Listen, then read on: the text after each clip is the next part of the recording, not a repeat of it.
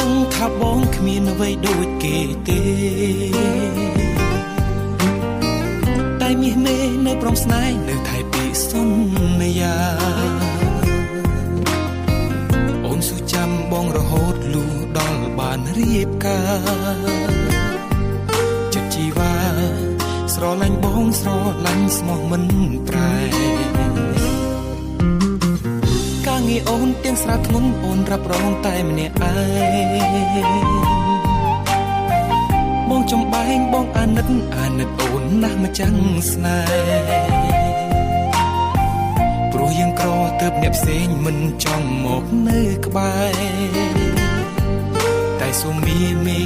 អូនកុំព្រួយធ្វើបើនៅមានបង